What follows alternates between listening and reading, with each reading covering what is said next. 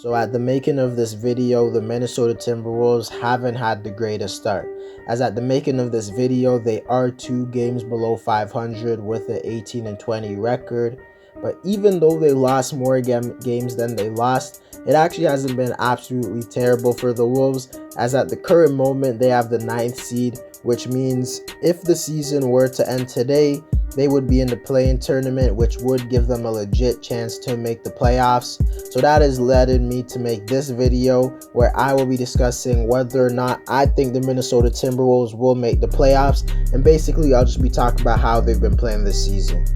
But before we get into the video, I ask you to drop a like on this video, as it does help my channel grow. Subscribe to my channel if you want daily NBA content. Also, if you want to reach my goal of 3,000 subscribers. Also, drop a comment on this video, as I do respond to all of my comments. And play that intro.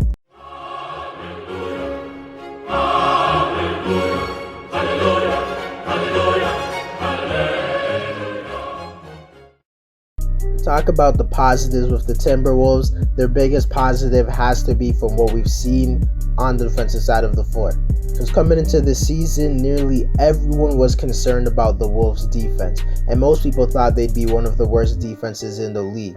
This was just a roster that, on paper, looked like they had very limited amount of really good defenders, and it seemed like they had a lot of guys who were viewed as weak defenders and guys who were just not good, some even defensive liabilities. But so far this season, the Wolves have actually been one of the more impressive defenses in the league, as at the making of this video, they rank 10th in the NBA in defense. A lot of the credit has to go to D'Angelo Russell, surprisingly, because he's been one of their more impressive defenders, because he's been the guy orchestrating this team's defense.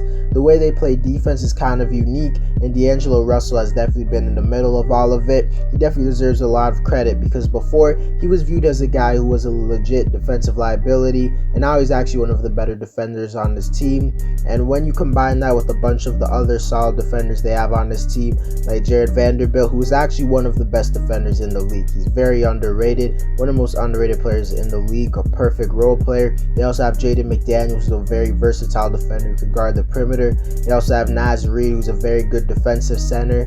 Anthony Edwards has shown a lot of progress on the defensive side of the floor, and now I'd say he's an above average to average defender. Currently, Towns is definitely an above average defender at this point. They also have Patrick Beverley, who we all know is a menace on the court. So I think overall, the most impressive thing I've seen from the Wolves is their defense, because last year they were one of the worst defenses in the league. And to be honest, if this team was more healthy consistently, I honestly think they could be a top 7 defense in the league. To talk about Minnesota on the offensive side of the floor, to be honest, they have been really disappointing. To be honest, when you look at the talent on this roster, everyone was really thinking that Minnesota is going to be a really good offensive team, because they just have so much really good offensive players.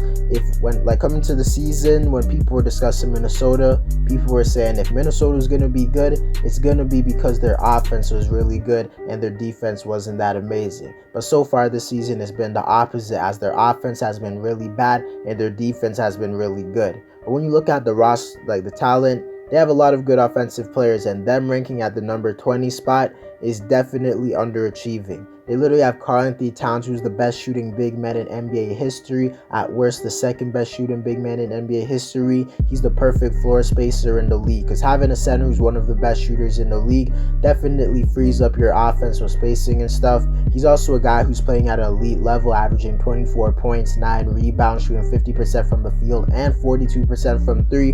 Then alongside him, you have an elite perimeter scorer in Anthony Edwards, who's played like an all-star, averaging 22 points, 5 rebounds, 4 assists, shooting 43% from the field and 36% from 3. He's definitely improved from his second season, way less inconsistent, very much better. You literally have those guys who are playing at an all-star level, who can give you 25 points per night.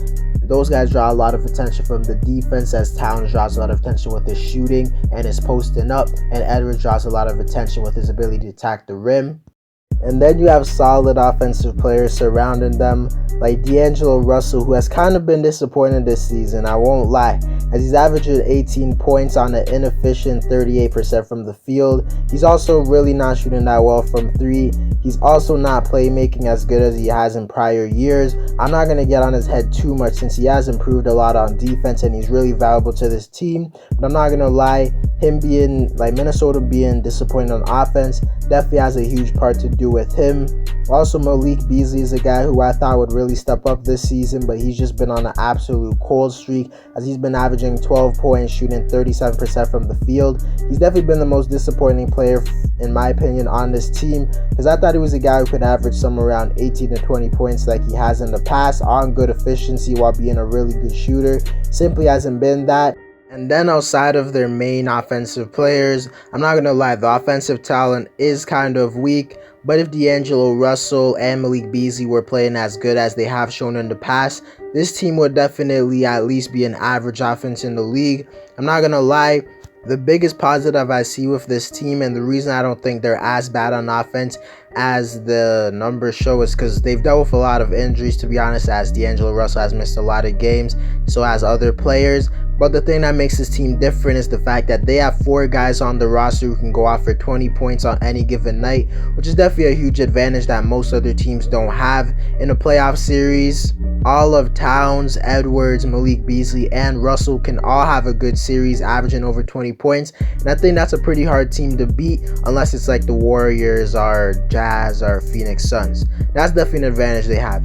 Also, when you look at the NBA standings right now, it's looking pretty good for Minnesota. They're only 2 games behind the Mavericks for the 5th seed, so if things go in their favor, they could easily be a team that's not even in the play-in tournament, and they're only like a game or a game and a half away from being the 7, 8, or 6 seed. So they definitely could sneak in there. Also, when you look at the other teams that are behind them, the Spurs are like 3 games behind them, which is a really big margin. Like, it's not big, but it's significant. So unless Minnesota goes on a terrible run or the Spurs go on a crazy win streak, it's pretty safe to say that they're going to be in the play-in tournament at worst. So to be honest, I would say that the Wolves are for sure going to make the play-in tournament. And to answer the question of whether or not they make the playoffs, I say they have a pretty solid chance, but I would say that they're not making it just because of like what their record is looking at right now. But I honestly think they are just as good as the teams that are in the 7 and 8 spot. And I honestly think they could have a competitive series against teams like the Warriors, Jazz, or Suns, and maybe push it to 5 or 6 games. Minnesota is definitely one of the more sleeper teams in the league. The only team that I think is more slept on than them is the Memphis Grizzlies. But yeah, to be honest, I would actually like to see Minnesota make the playoffs because I like Anthony Edwards. Anyways, guys, that's it for the video. Let me know whether or not you think the Minnesota Timberwolves will make the playoffs. Drop a like on this video to help my channel grow. Subscribe to my channel if you want daily NBA content. Also, if you want to reach my goal of 3,000 subscribers. Also, drop a comment on this video as I do respond to all comments. And I'm out.